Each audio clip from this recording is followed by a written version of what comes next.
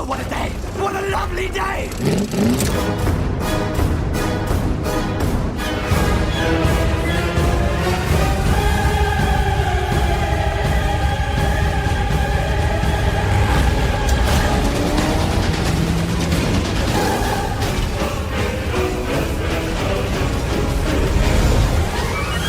Welcome to the Mad Max Minute Podcast, the daily podcast where we break down Mad Max 1 minute at a time. I'm Rick. And I'm Julia. And today we are talking about minute 67, which begins with Jessie looking around the woods, and it ends with Jessie running from the bikies. So, like I said yesterday, we're picking up exactly where we dropped off. Jessie has returned to the woods from the beach, and she's looking around for Toby, who has gone missing. By the way, we named the dog Toby because no one else would.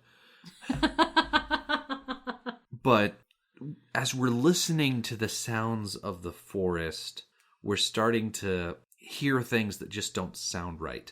To me, it sounds like we hear a pretty good, high-pitched howl, almost like something is happening to Toby. Yes, and that's actually not what I heard the first several times I listened to it on my own. Preparing for this, I kind of assumed that it was the gang. We know that they like to use animal noises as intimidation. Mm-hmm. Specifically, they have done it to her before. It would make sense that they use that same tactic now to intimidate her, playing mind games, which they love to do. And it definitely sounds like something that they would pull out of their bag of tricks, being in the middle of the forest to do some sort of high-pitched howl. Yes. But listening to it after your suggestion that it's Toby, I think now I agree with you, which makes me very worried.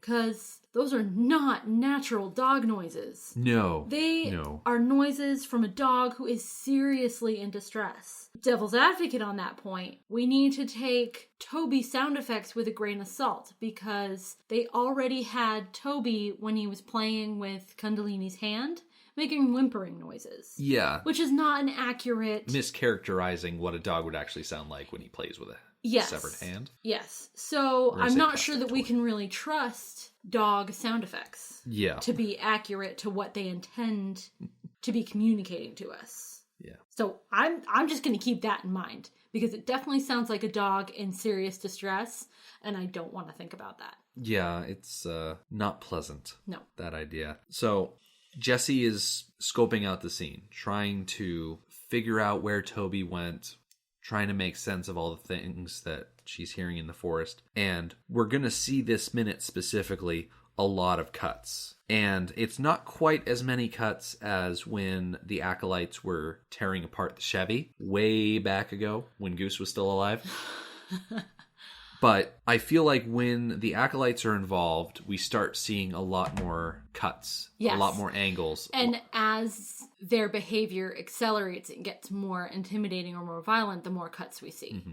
And back in the Chevy scene, the cuts were used to communicate to us. Mm-hmm. I think very specifically and very directly, they were used to communicate to us what it was like for Lair and his girlfriend inside the car, and kind of what they were perceiving in this frenzy. I think they do the same thing in this scene with her through the woods. As we progress through the minute, there's cuts between Jessie. She starts running. She trips and falls. She continues running, and cuts in between of various levels of being able to see the bikers running through the woods. And what I like about this scene is how it uses those cuts strategically to kind of put us in Jessie's shoes in the idea of seeing shadows in the woods. Because a lot of the times when we get these shots, not every time that we're looking at trees are we also looking at a biker. Right. There are some times we're looking at trees and they're just trees. Exactly. It's as if nothing is wrong. And unfortunately, maybe fortunately, a lot of the times that Jessie is looking behind her at the trees, she's not actually seeing anything. Right. A lot of the bikers that we're seeing, a lot of the ones that we're seeing, I should emphasize, they're kind of off to the side. Yeah, it's not like they're directly behind her. Yeah.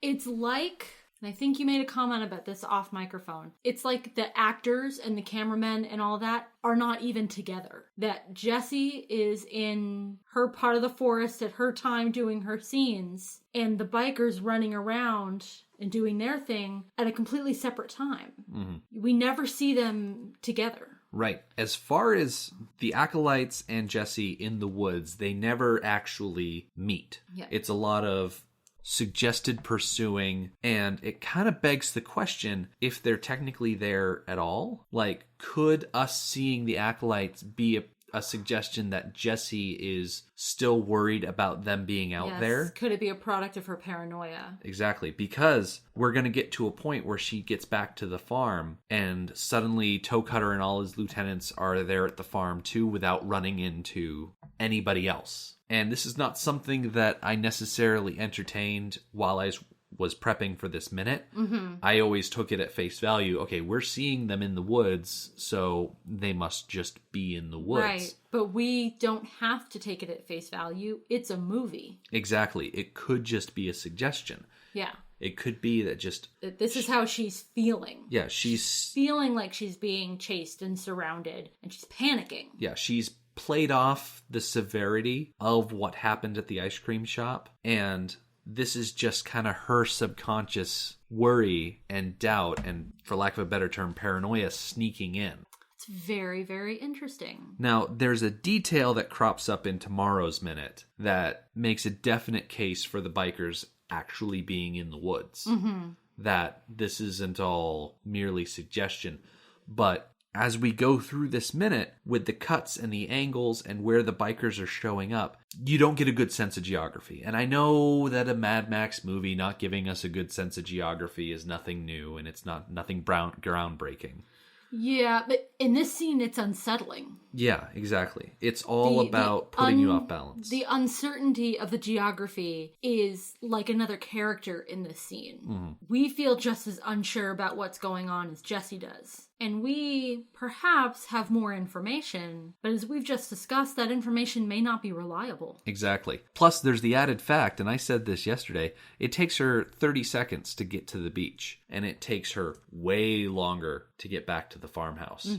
I guess you could kind of crop that up to time flies when you're having fun, and when she's walking down to the beach, she's feeling fine and fancy free, whereas here she's distressed, and so everything is a lot more fight or flight. Yes. Where she's hyper-focused on everything. But at the same time, as a viewer, it kind of feels like she ends up running in circles or gets lost a little bit, because we don't know where she's running to. Like, we assume it's the farmhouse. Like, we assume she's running specifically to get back to the house where she came from. But we don't have any sort of indication that she's running in the right direction. We don't. And I think we've decided in previous minutes that she is new to this area. That Max is the one familiar.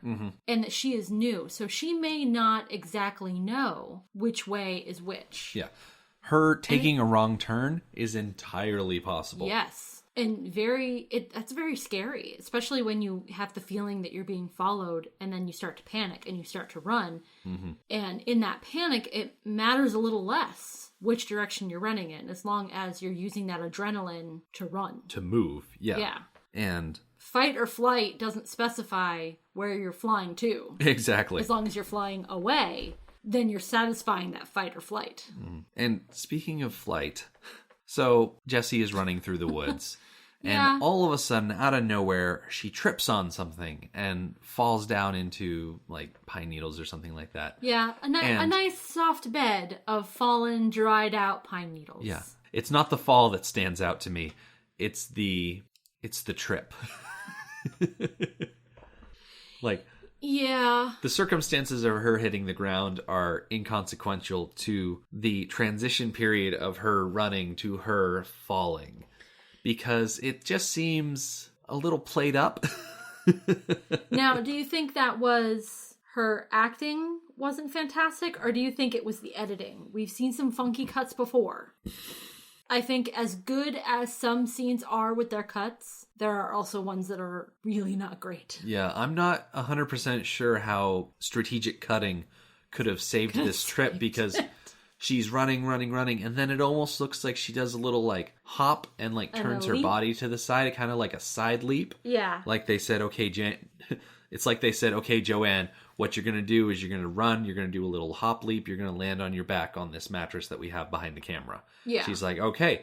And so she runs and she does a little hop and spin and no one said, okay, that looked a little bit too much like a hop spin. Maybe let's go do it again. Yeah, maybe she just needed more practice. Need a little bit more time doing believable stage falls. I don't know.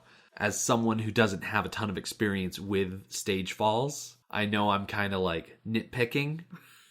But in my defense, if we nitpicked about only things that we had extensive personal experience on, there would be no podcasts ever. Exactly. I see. Trying to think. Podcasts that deal specifically with my experiences. I don't know. I feel like a Stephen King movie. Maybe like one set up in the New England area. Like Stand By Me. Palling around with friends as a kid. Doesn't matter. Total tangent. Okay. Sorry about that. I fell into a hole, which kind of like what Joanne Samuel does. She just falls. I guess you could say, looking at the way she falls, if her foot caught on one of those roots that is kind of loose, you know. She could have kind of gone up and kind of into the air a little bit. Exactly. You can explain away the strategy that she used to initiate this trip and whatnot. It just, I cannot separate myself from this belief that it looks silly. And you almost want to like put in some sort of silly banana peel sound effect as she's going down just because it would fit so well. Wow, this really stuck in your craw, didn't it? It really did. Just right in there. It did not bother me at all. I thought that she was pretty darn lucky that she didn't impale herself on a branch or something. I have spent my fair share of time in the woods. And like the number one way that I've ever gotten hurt is by getting poked in the eye by a branch because I didn't see it and I walked into it. Stuff like that. Or you trip and fall and you land on a branch. Yeah. Especially pine forests like this one that have quite a covering of pine needles. Things are hiding under those pine needles. Rocks and sticks that if you fell on them are going to hurt you. Yeah. Although, I mean, you're not exactly the poster child for not falling. Don't make that face. You know it's true. Yeah, sure. Trying to think of times I've fallen. Well, it wasn't in the woods. I say there was that one time we visited Ground Zero in New York. I fell flat on my face just randomly. Okay, if you ever visit Ground Zero, in the area of the fountains that outline where the World Trade Centers were, be careful where you walk because the ground slopes a little bit, and as it slopes down, there's a step that like gradually becomes taller and taller. And if you're not watching where you look, all of a sudden you're going to step down a step and you're going to fall flat on your face. Yes. Julia learned that the hard way. I'm just grateful that I was not wearing my glasses. I was wearing sunglasses because they got scratched. Yeah. Okay, where were we? So Joanne Samuel has just done a hilarious pratfall. She lands on something soft and she kind of turns over rather quickly and sits up to see what's around her. And of course, in this instance, we get one of those shots where it's nothing but just trees. Yes. There's no one there. I think this kind of backs up your hypothesis that this is all in her head. Because as soon as she gets back up on her feet and starts running again, we get another shot of bikers in the woods. Yes. It's almost like her running through the forest and the sounds of her running is probably being amplified as her maybe hearing other people in the woods. Yes. Like her mind is playing tricks on her. I can see that happening. Yeah, I really like that theory. Yeah. That this is all in her head. And I mean, her panic, I really see that as being true. Yeah, I definitely don't want to fully commit to it though. No, because the end of this minute does not conclude this scene. Exactly. We have more to learn. Yeah. And we know at the very least that there were bikers up on the cliff. Yes. Like, I think we can definitively say that there are bikers there in that area. That we're keeping an eye on her. Yes. Now, I think we kind of skimmed over it, but backing up maybe 20 seconds or so. It's right after she ditches the umbrella and the bag. Yep. She turns around to look behind her again. And I think this time she actually sees somebody. Like the shadowy boot moving behind the tree? Yes. And it's quick, and it's only one person. Going along with this theory that we're developing of it all being in her head, we also know that Benno is out there. Right. So the one time that she actually saw somebody could have been Benno. Yeah, which totally makes sense that it could have been him because, yeah, he's not the fastest runner or anything like that, but he's a big guy. And he probably makes a lot of noise when he moves. Yes. And Jessie might be running in the wrong direction. Yes. And so... He might be in his simple ways trying to help her. Or thinking that they're playing a game. Ah. We're going to run into Benno rather literally tomorrow. Yes. So you think it's possible that Benno was out in the woods, which we know that he was, playing. Yeah, he probably Jessie. thought they were playing a game like Right. tag or hide and seek or something like that. Yes. Something innocent. Yes. And so he was creating noises that caused her to panic and caused her to, like, her imagination ran wild. Like, in reality, there's only the sound of one person running through the woods. But in her head, she's being surrounded and stalked by this biker gang that she has reason to believe might be after her. Right. Yeah. I love the idea. I love the idea of it. And not just because I thought it up. But I love the idea of it just because it adds a very ethereal aspect to this scene. Yes. That I don't think I ever really saw there before. But at the same time, there are just evidences that they really are out there. Yes. And I don't think... And I mean, we're gonna get into that tomorrow. I don't want to stray too far out of this minute. Thinking back to the movie so far, the previous 66 minutes, I don't think there has ever before been a situation or a scene that we weren't meant to take literally. Right. So why should that change here? Which I gotta say, going back to what I think is the intended idea that the biker gang is actually chasing her through the woods. I mean, we might have touched on this yesterday, but they're not actually closing in on her. No. They seem to just be following close enough to be a bother or to frighten her. Yeah, just to cause fright. Yeah. They do seem to have some sort of master plan. It's not like they were unable to catch her, therefore they caught up with her at the house. That was their plan, was to frighten her and play with her in the woods. And then when everyone got back to the house, okay, now down to business. And still, even when they're at the farmhouse, there is a little bit of playfulness. Yeah, kind of like a cat playing with a mouse. Yes, where the mouse is going to end up dead in the end, no matter what, so the mouse is having a good time with it. Yeah, I find it interesting that as they're pursuing Jessie through the woods, they're not herding her somewhere away from the farmhouse. Yeah, I mean, she does end up at the farmhouse. It's possible she took the long way to get there, but she does end up there. Yeah. And I mean, by the time she gets back to the farmyard, she is exhausted. Yeah, which does kind of tell you, well, the fight or flight, once that adrenaline wears off, you're exhausted. That's true. You crash. Point. So, or she took such a long way that she was exhausted. Yeah. One thing I definitely want to bring up. After Jessie trips and falls, she gets up and starts running again. And probably about 10 seconds later, she's running through the woods. Oh, and just out of nowhere, so weird. Pigeons spring from the earth and fly up in her face. I don't get it. I tried to find some meaning in this. As if a wizard conjured them out of the ether. Just pigeons. Yeah. Now, okay, the pigeons that we see in this scene are just common pigeons. Yeah. Pigeons that you will see day in, day out in any urban setting, or even any setting where people are dropping bread on the ground. Right, neither of which are this setting. Yeah.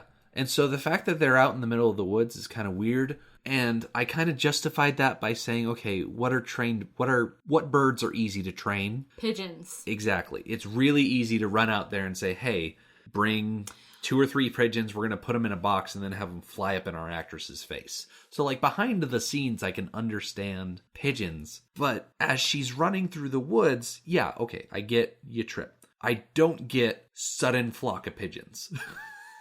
It seems so out of the blue. Yes.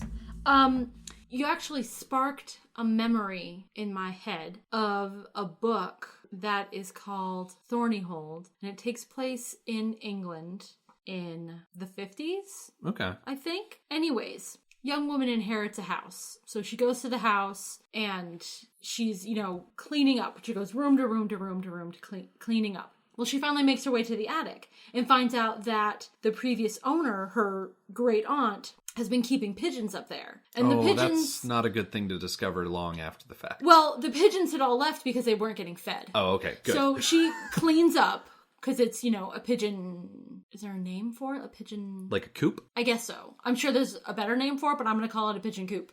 So they had all found other places to eat. So she cleans up, starts feeding them, and that one by one, they start to return. Okay. So, and the way the book described this, it made it seem like a fairly common thing, a very British thing, to keep pigeons in your attic. Like, just keep a window open, you feed them, and then they, come live with you. Like, they're your pigeons. Yeah. And, you get to know which ones are yours. And you recognize them. So I think maybe it's possible that at May's farm, she's done the same thing. That she keeps pigeons. Yeah. There's really nothing keeping her from just having pet pigeons as well. She's already got a whole farm. Right. What's a few more animals? That might explain the presence of the pigeons. The situation of the pigeons, I think, is bizarre. How it's obviously there was a box on the ground. They timed it, pulled the box open, pigeons flew up in her face. Mm-hmm. It doesn't make any sense. It doesn't slow her down that much. I could see that if it slowed her down enough to make a difference between her getting away and not getting away, but that's not the case. She gets away. I kind of see it as just another instance of a jump scare. Okay. Because earlier in the minute, we kind of get a POV camera shot coming up behind Jessie, and she spins around suddenly. Yes, you think there's going to be somebody there, but there's not. It's a false jump scare. And then we see her trip in the middle of the woods, and she lands, and there's nothing there. Right. It's another a series of these surprising things happening that are building tension. I see the theory. I see the film theory of that. Mm-hmm. I don't feel it. Yeah. I don't feel like tension is built by the pigeons. Yeah, I feel like the scene is tense because of the pursuing bikers. Yes. And that these little instances where she slows down, they don't really add much for me. Although, can I just say that if it had been a crow that had flown up in her face and she had ran into, I would have flipped a lid. That would have been perfect. Yeah. The symbolism would have been amazing. And I would have just flipped out. Mm-hmm. Yeah. I wish that it had been a crow. I was about to say, crows are everywhere. How hard can they be to put in a box? Yeah. All I'm just going to do is pull the string, open the lid, let it go. Yeah. But the cues that we have learned to expect the bikies with the crow, and I just think it would have been perfect. Yeah. Maybe too perfect, maybe a little on the nose. Mm-hmm. Can you imagine if this entire film, instead of us being trained to associate the sound of a crow with the bikers, if we were trained to associate the cooing of pigeons with the bikers? They're tearing apart the Chevy, they're pulling Larry and his girlfriend out of the car, and all of a sudden we hear just that would have been completely different. Yes, much less intimidating. Yeah. There's something about the sharp caw of a crow. Yeah. That just it just instantly connects your mind to everything that those birds represent. Yes. Scavenging and picking apart the bones of dead things and whatnot. Yep. Just gross. Okay, so... after Jessie runs into the pigeons, we do actually get a really good shot of Mudguts, which... Yes, which I thought was actually the creepiest shot of the bikers in the woods. Mm-hmm. Because it's quick. He's running to the side. He's darting behind a tree or something. And his form isn't exactly human necessarily because... He's kind of crouched. Yeah, he's crouched low down. His arms are spread wide and his shirt is... baggy and billowy. Yeah. And then he's got his blue face mask on. So the whole thing is very quick and very inhuman. Yeah. And I thought that was the creepiest of all these shots. That was the creepiest. I think of the shots that we've seen so far, I think the creepiest one that I can pick out is probably the one we saw yesterday, where it's just Toe Cutter and Bubba, like, standing really still. That is a very good one. Because Toby was looking at them type of thing. Yep, and they were just frozen, half hidden by the trees. Yeah. That was a good one. I thought they did a really good job of telling us to be afraid. Yeah. Yeah, it makes me worried. It makes me not want to go for a walk in the woods. Yeah. Because somebody is out there chasing me with no face. Yeah. I love that they kept their helmets on. It dehumanized them. It made them, you couldn't identify them, up to the intimidation factor and the creepiness factor. I think it's genius that they all kept their helmets on. Yeah, it's a very good sequence. I feel like Jessie going to the beach and walking through the woods to get back to the farm, I think it's a good sequence. I'm not sure if it retains as much impact when we cut it up into minutes like this. Yes. But when you look at it, and we haven't even reached the hole yet. Right, we're not done yet. Like, we've still got more wood stuff tomorrow, but I think it definitely is better when you have the whole pie. Yes. Instead of just a slice. I agree. Yeah. I agree. So we are going to finish that pie tomorrow and just take another step closer to one of the best scenes in this entire movie. Absolutely. I know exactly what you're talking about. Yeah, so we just need to finish out this week specifically, and then next week we're going to have some fun, for sure. In the meantime, our website is madmaxminute.com. You can follow us on Twitter at madmaxminute, like us on Facebook, and join our listeners page, Mad Max Minute Beyond Microphone. Thank you for joining us for Mad Max Minute number 67. We'll see you tomorrow. Motorbikes and leather men, take me to the edge of the dream. Hold on tight, so it sure feels right.